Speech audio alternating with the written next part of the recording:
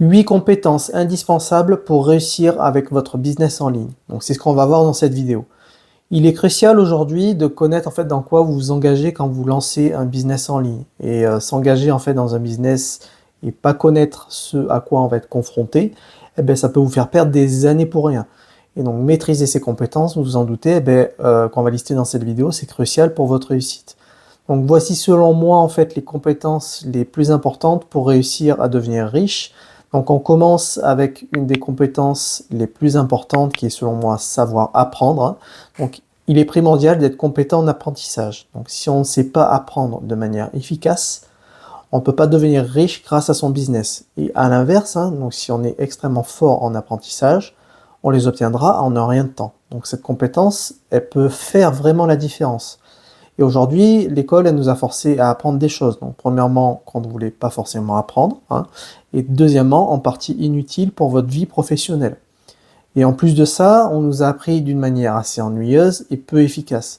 Donc, du coup, on a oublié la plupart de ce qu'on a appris à l'école ou encore à l'université. Et maintenant, en fait, la plupart des gens pensent qu'en fait, apprendre et travailler sont deux choses distinctes. Alors qu'en réalité, apprendre et travailler sont très complémentaires. Donc vous réaliserez au fur et à mesure de la progression de votre business, en fait, que c'est en apprenant que vous atteindrez indirectement tous vos objectifs. Et donc vous verrez que le fait de mettre en pratique ce que vous apprenez vous donnera un œil, en fait, disons, nouveau sur la capacité de votre business à croître très rapidement.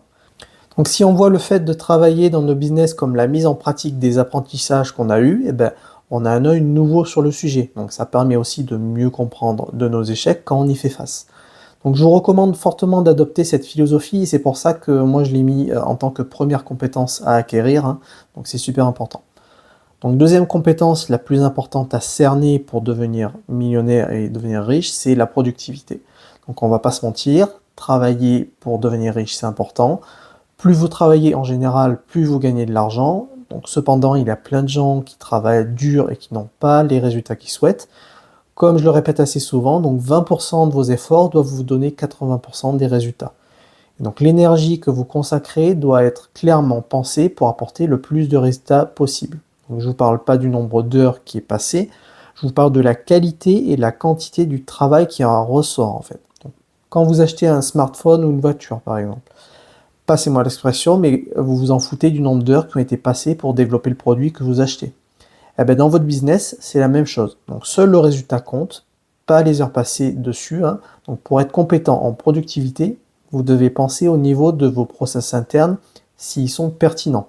Donc, prenons l'exemple d'un jardinier aménageant un grand jardin. Un jardinier qui choisit de creuser, planter et entretenir le jardin entièrement à la main sans l'aide d'outils motorisés ou de techniques modernes de jardinage pourrait passer des semaines à transformer un espace vert. Donc chaque trou pour une plante par exemple serait creusé avec une pelle, l'arrosage fait manuellement avec un arrosoir, un désherbage fait péniblement à genoux. Son temps en fait et son effort physique sont énormes mais le résultat bien qu'il soit satisfaisant, il ne pourrait pas justifier l'énorme quantité de travail investi. Par contre, à l'inverse, un jardinier qui utilise un motoculteur pour préparer le sol, qui met un système d'irrigation goutte à goutte pour l'arrosage, ou encore différents outils modernes pour entretenir et créer son jardin, il fait beaucoup plus rapidement et avec moins d'efforts. Et vous devez avoir la même vision avec votre business. Ça doit être pareil avec votre business. Donc, bien que je ne dis pas que le nombre d'heures de travail élevé ne donne pas de résultats, au contraire, je dis simplement qu'il faut essayer de maximiser les deux. Donc pour ça, il faut développer des compétences en priorisation des tâches, en discipline, en motivation, en vision et en objectif, en planification aussi. Et comment en fait est-ce qu'on maximise la qualité de votre travail? Troisième compétence, ça va être la stratégie liée à votre business. Donc c'est une compétence qui va vraiment être la clé du succès dans le business. Donc comprendre la stratégie, c'est indispensable. Quel type de business model j'utilise? Qu'est-ce qu'il faut vendre? Qu'est-ce qu'il ne faut pas vendre? Comment est-ce que je le vends? Quelles fonctionnalités aussi je mets sur mon produit? Donc la stratégie business, ça va faire toute la différence dans la réussite de celui-ci. Et pour s'améliorer sur la stratégie business, moi ce que je vous conseille, c'est d'être très observateur sur les autres business, sur la compétition également. Ce qui est beaucoup plus utile, ça va être d'analyser continuellement comment fonctionnent les business qui sont autour de vous. Donc imaginons que vous visitiez par exemple une boutique e-commerce de vêtements. La majorité des clients pourraient se concentrer sur les dernières tendances ou chercher une tenue spécifique. Ben moi, mon regard aussi s'attire sur la stratégie commerciale de la boutique. Je regarde comment est organisée la boutique, les tarifs, l'organisation du site, etc., etc. Posez-vous régulièrement la question quand vous rencontrez n'importe quel type de business dans votre vie, comment ça fonctionne et est-ce que ça peut s'améliorer? Pourquoi est-ce qu'ils font les choses de cette manière également? Et c'est avec ça que vous allez devenir une meilleure version de vous-même. Quatrième compétence indispensable si vous souhaitez réussir, ben ça va être le marketing. Le marketing, ça va garantir que vous avez des prospects et donc de l'argent qui rentrent dans votre business. Donc c'est la raison principale de l'échec aujourd'hui de la plupart des personnes. Aujourd'hui, 90% des business qui se lancent échouent. Donc être fort en marketing, c'est très important, voire vital pour votre business si vous souhaitez être riche. Donc le marketing, c'est réussir à savoir ce que les gens veulent et leur donner envie d'acheter. Et si vous avez fait ces deux choses-là, vous allez gagner de l'argent. Donc pour réussir dans le marketing, vous allez devoir comprendre la psychologie humaine, identifier clairement les besoins de vos clients. Et pourquoi la psychologie humaine? Parce que vous devrez comprendre les émotions, les impulsions et les désirs de vos clients. Il faut donc comprendre ces envies émotionnelles parce que sans elles, on n'arrivera jamais à motiver quelqu'un à acheter. Donc la difficulté aussi, c'est qu'il faut développer une sensibilité par rapport aux envies des gens, hein, et contrairement à ce qu'on pourrait penser, elles sont souvent très différentes des nôtres. Donc au début de votre business, vous échouerez probablement parce que vous n'avez pas forcément adapté correctement votre message de vente. Cette compétence, elle est également à manier avec la persévérance parce que la compétence du marketing vient également de l'expérience. Donc si vous voulez progresser dans ce domaine, les métiers de commerciaux et de vente peuvent vous faire progresser très rapidement. Attention, petite parenthèse, mais le marketing, c'est bien pour attirer du monde, mais sans aussi la vente pure et le closing, tout reste en fait dans le pipe, et ne pas maîtriser l'art du closing peut vraiment faire chuter les taux de conversion. Et en 2026, avec des cycles de vente qui sont plus longs et des acheteurs qui sont ultra sélectifs à cause de l'économie, le closing, c'est plus crucial que jamais. C'est la compétence en fait qui transforme un peut-être de votre client en cash sur votre compte. Donc on va pas se mentir, hein, beaucoup d'entrepreneurs ne réussissent pas parce qu'ils ont peur de demander l'argent, qu'ils laissent le prospect entre guillemets réfléchir indéfiniment, ou qu'ils acceptent en fait des objections sans les démonter. Donc le closing, c'est aussi poser des questions qu'il faut, gérer les objections avec de la valeur, créer l'urgence sans forcer, guider aussi le client vers la décision comme si c'était pour son bien, parce que souvent ça l'est, hein. Et aussi pour scaler à plusieurs dizaines de milliers d'euros, la stratégie de closing, elle est primordiale. On continue maintenant avec la cinquième compétence, c'est celle de savoir investir. Donc si vous voulez devenir millionnaire, donc moi je pense que l'investissement est probablement la compétence la plus importante. En pratiquant en fait des investissements de manière rigoureuse, en fait l'objectif d'être millionnaire c'est largement atteignable. Alors attention parce que devenir riche facilement c'est une illusion, je l'ai déjà dit dans plusieurs vidéos. Il faut travailler, il faut charbonner, mais devenir riche rapidement c'est bel et bien possible. Donc j'ai appris à investir dans l'immobilier me concernant et je regrette pas en fait. Donc ça m'a apporté plein d'autres compétences comme un meilleur relationnel dans les affaires ou encore une meilleure capacité d'analyse. Et investir dans l'immo ou en bourse, ça devrait être une case obligée pour toute personne qui cherche à devenir millionnaire. Sixième compétence la plus importante pour devenir millionnaire, ça va être la gestion des émotions. On en parle trop peu dans le business et pourtant il faut savoir gérer ses émotions et ça fait partie des compétences les plus critiques à maîtriser. Plusieurs personnes aujourd'hui pensent que le business n'a rien à voir avec les émotions, sauf qu'en réalité, la plupart des gens qui foirent dans le business, foirent à cause de leurs émotions. Parce que mine de rien, il faut avoir un sacré contrôle émotionnel pour réussir à devenir riche et millionnaire.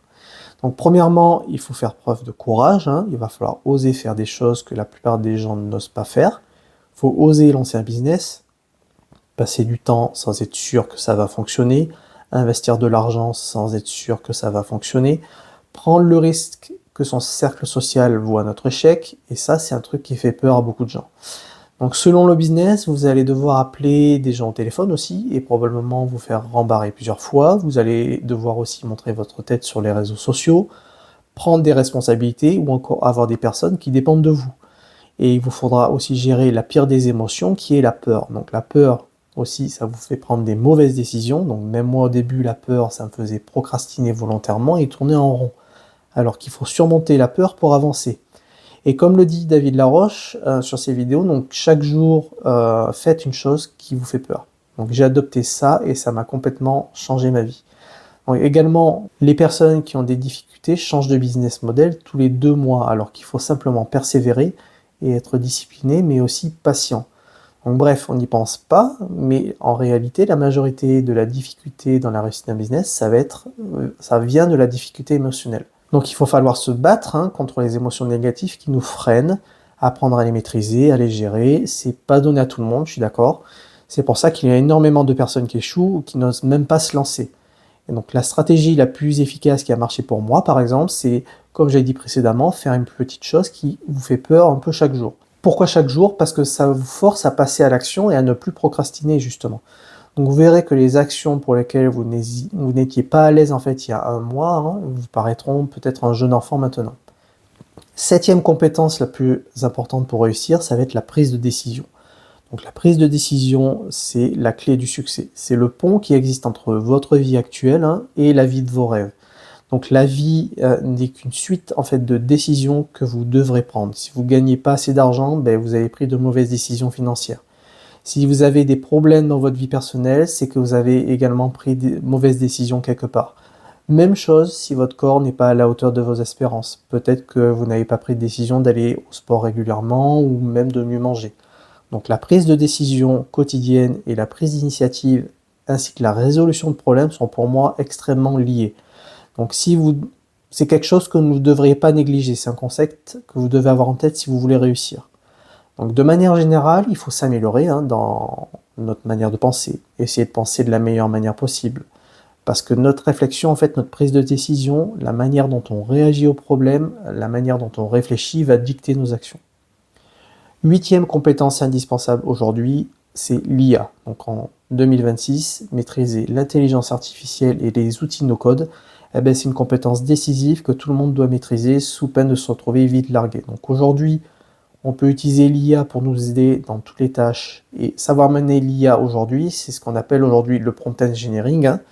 Ça vous offre un avantage compétitif qui est majeur. Donc ça va vous donner une vitesse d'exécution qui est multipliée par 10, une capacité à tester et aussi à itérer rapidement vos idées sans dilapider vos ressources. Et ça va aussi vous permettre de vous concentrer sur l'essentiel, votre business et comment faire rentrer de l'argent. Ignorer la révolution de l'IA, c'est se faire dépasser par une nouvelle génération d'entrepreneurs solo qui lancent des produits rentables en quelques semaines. Donc personnellement, moi j'intègre ces outils quotidiennement pour piloter mon activité sans dépendre d'une grosse équipe et c'est l'un des leviers les plus puissants pour gérer un business. Donc on en reparlera dans une autre vidéo, mais les autres compétences comme le relationnel dans une équipe, les compétences sociales, le management, le leadership aussi, c'est des compétences cruciales à acquérir pour réussir. Donc dites-moi dans les commentaires si vous voyez d'autres compétences que vous trouvez importantes. J'espère que cette vidéo vous aura plu et vous aura aidé. Si c'est le cas, n'hésitez pas à liker et à vous abonner pour plus de contenu. À très bientôt.